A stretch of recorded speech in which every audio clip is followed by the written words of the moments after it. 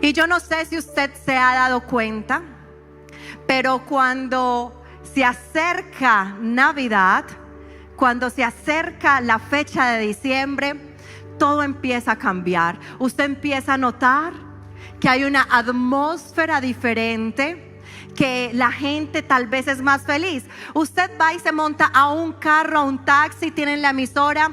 ¿Y qué dice allí en la emisora? Desde noviembre se siente que viene diciembre. Y entonces la gente empieza a colocar los alumbrados, empiezan a armar el árbol de Navidad. La gente se ve más feliz, empieza a ser más generosa, se ve más agradecida, y todo empieza a cambiar cuando llega la Navidad. Y una cosa súper sorprendente que me pareció, y es que en el mundial de fútbol, escuché un dato que me pareció demasiado curioso, y es que en los países árabes no se celebra la Navidad. A ellos les tienen prohibido colocar luces, cualquier tipo de manifestación que represente la festividad de la Natividad. Y me puse a investigar un poco, y es que allá los musulmanes y los islámicos no reconocen a Jesús como el Salvador, no reconocen esta fecha como algo importante de la venida de ese gran Salvador que había de venir según las profecías del Antiguo Testamento. Pero para nosotros, que sabemos que Jesús es nuestro Salvador, es una fecha súper importante, pero es una fecha que se ha venido desdibujando un poco, y que tal vez en estas generaciones debemos empezar a recordar un poco acerca de la Navidad. Hoy el propósito y el deseo en mi corazón en esta noche es que tú conozcas cuál es el propósito de Dios con la Navidad. Y porque la gente tal vez la usa porque vamos a farrear y vamos a rumbear, y todos alrededor tal vez de una botella de licor. Pero Dios dice: no, ese no es el sentido de la Navidad. No me quiten el sentido de la Navidad. La Navidad es otra cosa. Y hoy vamos a entrar a ese principio. Hoy vamos a entrar de nuevo a lo que verdaderamente significa la Navidad. Amén. Amén. En el Antiguo Testamento, el último libro del Antiguo Testamento se llama Malaquías. Malaquías termina allí con este fin del último libro del Antiguo Testamento. Después de este libro hay 400 años de silencio de parte de Dios. Dios no vuelve a hablar después del libro de Malaquías. Según los historiadores, hay un lapso de 400 años en los que Dios no habló más al pueblo. Yo me imagino la sensación del pueblo: Dios se olvidó de mí, Dios se olvidó de nosotros. Éramos su pueblo amado, pero Él se olvidó de nosotros. Si uno pasa un mes, un día sin que Dios le hable, y uno es como: Señor, ¿qué pasa? ¿Por qué no me hablas? Imagínate, 400 años sin que Dios hablara al pueblo ni una sola palabra.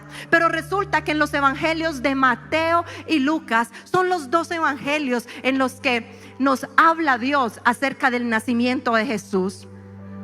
Y en Lucas 1:26 comienza hablando acerca de que había una mujer llamada María, y que el ángel se le apareció a María y le dijo que iba a estar encinta, embarazada, y que iba a concebir por el Espíritu Santo. Y te voy a dar un dato que me dejó, mejor dicho, fría. María tenía entre 13 a 16 años cuando quedó embarazada de Jesús. Imagínate, Era una adolescente con tremenda responsabilidad. Y ella no se puso a pensar como: me van a apedrear, y José qué va a decir de mí, y ahora va a decir que ese niño no es mío, y entonces, y yo sin trabajo, y yo embarazada, ¿quién va a creer que dice que el Espíritu Santo? Ella simplemente dijo: heme aquí, la sierva del Señor, hágase, Señor, tu voluntad en mi vida. ¿Por qué los jóvenes? Escúchame, si aquí hay jóvenes, Dios tiene grandes responsabilidades y cree en ustedes, jóvenes.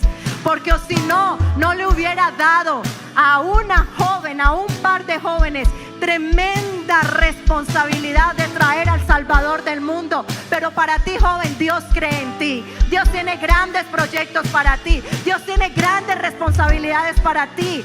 Tú puedes llevar algo grande en tus hombros porque Dios cree en ti, como creyó en José y en María. Amén. Así es. Cuando llega, José, el Dios le habla por un sueño: mi hijo, recíbala, no haga que la apedreen, ese bebé es mío, va a tener un gran propósito. Entonces José recibe a María y emprenden un camino hacia Belén, porque César había dictado que se debía de hacer el censo. Y entonces ellos emprenden allí el camino hacia Belén. Y cuando llegan a Belén, María, imagínense, después de esa caminada, María empieza con esos dolores de parto, empieza desesperada. Y José, desesperado, sin saber qué hacer, no encontraba un lugar donde naciera su bebé, quien recibiera a María. Todos los lugares había una negativa. No hay lugar para ustedes. No hay lugar en el mesón, decía la palabra. No hay lugar en el hostal. No hay lugar en el hotel. Y yo me imagino a María desesperada: ¿usted por qué no alquiló un Airbnb? ¿Por qué no hice reservas en el hotel? Ella desesperada con ese muchacho que ya iba para afuera y sin tener dónde tenerlo. Sin embargo, dice que todo lo guardaba María en su corazón. Y encontraron un lugar donde tener a ese bebé, y fue un pesebre. Pero antes de ese pesebre, todos los lugares sacaban un letrero que decía: no hay lugar para ustedes. Y en la vida a veces andamos tan ocupados, tan acelerados, que a veces no tenemos un lugar para Jesús. Mira, 400 años llevaba al pueblo esperando un Salvador, para que sacaran un letrero y dijeran: no hay lugar para el Salvador, no hay lugar para Jesús, no hay lugar para el Rey de Reyes. Y a veces nos vamos con amigos, tal vez a un paseo, tal vez a algún lugar, y decimos: no, Jesús, tal vez en este paseo no hay lugar para ti, no te va a gustar lo que vamos a hacer. O vas a ir a ver una película, y una película que tal vez no tiene un buen contenido, y tú le dices: no, Jesús, quédate allá afuera, en esa película no hay lugar para ti. O estás en tu matrimonio agarrado con tu esposo, con tu esposa, allí en tremenda pelea, y tú le dices: no, Señor Jesús, aquí no hay lugar para ti. Ves a tus hijos tal vez en lugares que no están tal vez bien para ellos, para su crianza, pero tú dices: no te metas en la crianza de mis hijos, lo hago yo. Jesús, aquí no hay lugar para ti. Y más o menos eso fue lo que hizo el pueblo de Dios cuando le sacaban el letrero: no hay lugar para Jesús, no hay lugar para el Salvador. Y quiero hablarte de varios personajes que aparecen en la historia cuando Jesús nace. Jesús nace en un pesebre y se aparece un ángel a unos pastores que estaban en el desierto pastoreando unas ovejas. Y allí a estos pastores, en Lucas 2:11 les dice: hoy les ha nacido en la ciudad de David un Salvador, que es Cristo el Señor. Los pastores de ovejas en aquella época era un oficio despreciado por los sacerdotes y la ley judía. Ellos veían a los pastores de ovejas como impuros porque permanecían siempre rodeados de animales. Ellos no podían entrar al templo, por lo tanto no podían tener una comunión o una relación con Dios, porque eran considerados impuros. no eran dignos. Sin embargo, a los primeros que Dios les habla para tener un encuentro cara a cara con Jesús, fue a esos que los otros despreciaban. ¿Sabes por qué? Porque allí me dice Primera de Corintios que Dios ha escogido a lo más vil y menospreciado de este mundo. ¿Para qué? Para avergonzar a los sabios. Años después, el apóstol Pablo confirma lo mismo que pasó en el nacimiento de Jesús. Hey, yo te he escogido a ti. Tal vez que los otros desprecian, tal vez a los que nadie ha creído en ti, tal vez tú eres la oveja negra de la familia, tal vez nadie cree en ti, no sé, tal vez eres ese hijo que rechazaron o esa persona que ha sido menospreciada. Tengo una noticia para ti, tengo una noticia para ti. Si eres de eso, quiero decirte, Dios te ha escogido para que tengas un encuentro cara a cara con Él. ¿Quién puede decir amén a eso? Y los pastores corren hacia el pesebre y se encuentran allí con el Salvador del mundo. Años después, Jesús dignifica la labor de los pastores de ovejas, diciendo de Él mismo: yo soy el buen pastor que da su vida por las ovejas.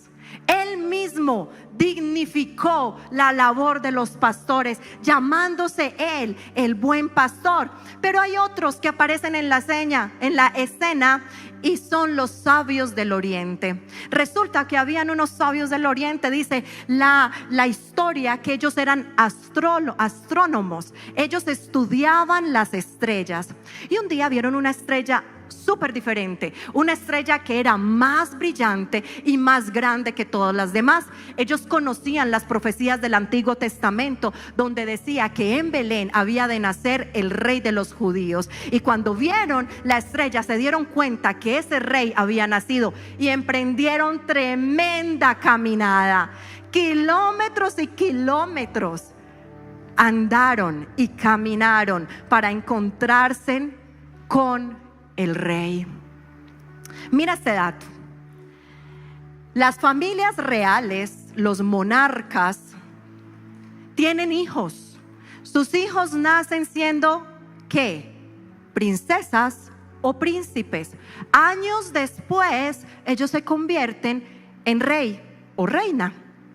Sin embargo, la Biblia registra que Jesús nació siendo rey, porque dice la Biblia que Él es el Rey de reyes y Señor de señores. Nadie ha nacido siendo rey, uno solo está por encima de los reinados de este mundo y se llama Jesús, el Salvador del universo. Ese es al Dios al que nosotros servimos y predicamos. Y cuando los sabios del oriente llegaron, no llegaron con las manos vacías, llegaron con unos regalos. Ellos trajeron unos presentes. Hablando un poco de presentes y regalos, ¿has pensado qué quieres regalarle esta Navidad a Jesús? ¿Has pensado qué darle a Él? Te voy a dar una idea. ¿Qué tal si le regalas tu futuro? ¿Qué tal si esta noche le dices: Señor, yo te regalo mi futuro, te regalo mi vida, te doy mis sueños, te entrego todo lo que yo soy y te regalo esto que hay aquí, mi corazón? ¿Qué tal si esta noche tú dices: Señor, no tengo tal vez mucho que darte porque tú eres el dueño de todo, pero te doy lo más deseable para ti, mi vida? ¿Quién dice eso? Amén. Amén. Entonces los reyes trajeron 3 regalos: incienso, mirra y oro. En aquella época el oro lo usaban para dar presentes a los reyes. Mira que lo identificaran claramente los sabios: voy a dar presente a un rey que nació rey. Dio oro al rey, dio incienso al sacerdote, porque los sacerdotes eran los únicos que podían quemar incienso en aquella época delante del lugar santísimo para tener una conexión entre Dios y los hombres. Pero dice la Escritura que Jesús es el supremo sacerdote que vino a romper el velo para quitar la división que había entre el hombre y Dios y traer esa restauración entre Dios y los hombres. Entonces fueron 3 regalos proféticos. El tercero fue la mirra. La mirra la usaban para embalsamar los cuerpos de los muertos. Le trajeron la mirra porque allí estaban profetizando la muerte de Jesús. Jesús iba a morir porque vino a vivir y morir por la humanidad. 3 regalos, 3 presentes que tenían gran significado profético, como el nacimiento de Jesús.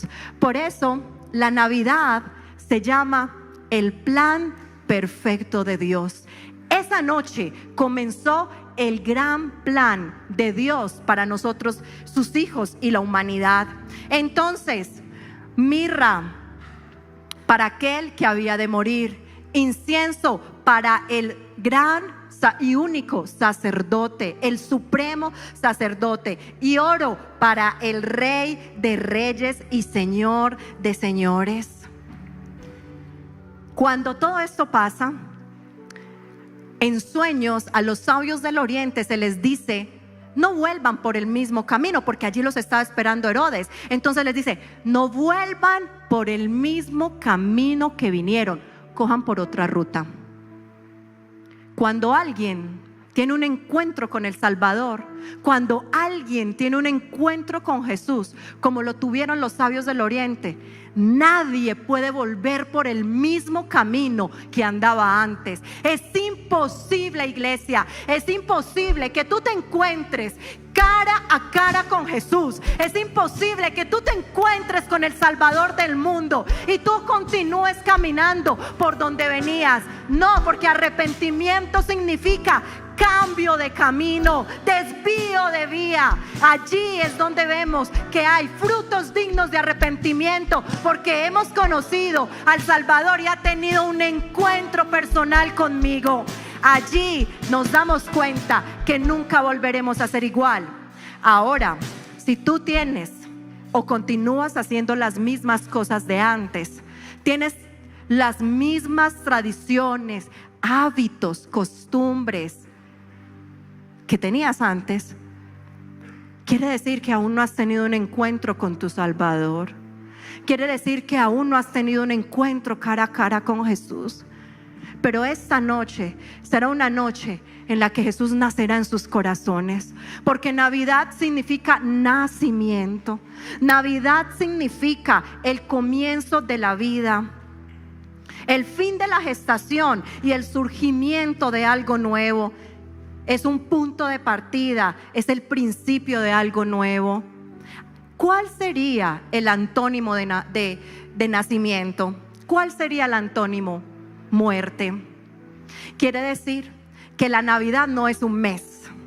La Navidad tiene que ser todos los días del año, porque tú tienes que nacer diariamente algo nuevo de tu espíritu, tienes que nacer algo nuevo de tu mente, tienes que nacer algo nuevo de tus sueños, tienes que resurgir a algo nuevo diariamente, porque si eso no está sucediendo, entonces vas retrocediendo y estás muriendo. Nacimiento significa que la semilla plantada de Jesús de resurrección resucita cada día tu espíritu, tus sueños, tu futuro, tu visión, y eso es para ti, iglesia. ¿Qué tal si lo recibes con un fuerte amén?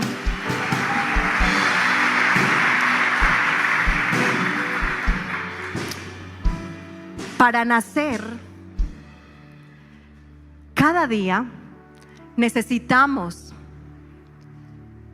algo tan clave que significa perdón.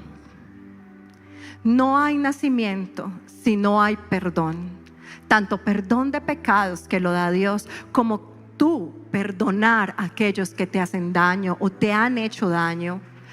Y yo sé que tal vez durante todo este año han pasado situaciones que tal vez te han dolido, frustraciones, cosas que han herido tu corazón. Tal vez has vivido pérdidas que te han dolido mucho. Personas que te traicionaron o te hicieron daño, te defraudaron. O tal vez has vivido situaciones de tensión muy fuertes económicas. Para volver a nacer, para reverdecer y revivir, como es la palabra profética del 2023, necesitas dejar atrás, perdonar y reconciliar. Y Navidad es un tiempo de perdón, reconciliación y un nuevo camino. Este es el tiempo para eso. Hay que hacer cambios constantes en nuestra vida para poder empezar a proyectarnos a lo nuevo de Dios. Navidad, como nos lo enseñó la primera Navidad, es un tiempo de familia. Si estás allí con tu esposa, con tu esposo, con tu hermana o con tus hijos o con la familia de la fe, que también es familia, quiero pedirte que te pongas sobre tus pies y te acerques a ellos. Si la banda puede venir a acompañarme.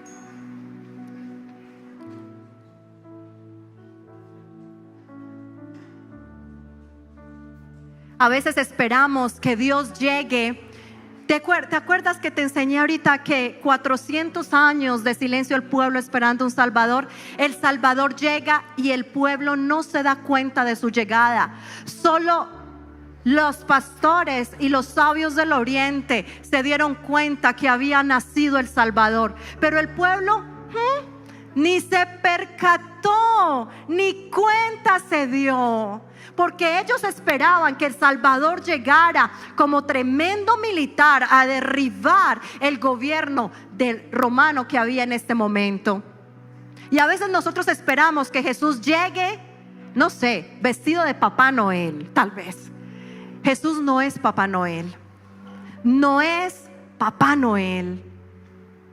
Tal vez no ha llegado con los regalos que tú deseas, pero Él ya te dio un gran regalo, único, que ganó hace más de 2000 años, incomparable, carísimo, que se llama salvación. Pero a veces creemos que Él viene con regalos y que no me trajo mi esposo. Es que Él no es Papá Noel, eso es la añadidura. Y tal vez viene, ay no, con mi casa, y no llegó con mi casa. Eso es mentira que Dios existe. Pero resulta que milagros más grandes Dios te ha dado, y pronto está a recibir tu bendición cuando eres agradecido. Y esperamos que Jesús llegue como Papá Noel, y Él no es Papá Noel. Él es el Salvador del mundo, quien nos ha dado un único regalo grande sobre esta tierra que no podemos adquirir porque costó la sangre del Hijo de Dios. Hace más de 2000 años nació nuestro Salvador para reconciliar las familias, para volver el corazón de los padres hacia los hijos y de los hijos hacia los padres, para traer sanidad, para traer liberación, para traer restauración, para acercarnos a Dios con el velo que nos separaba.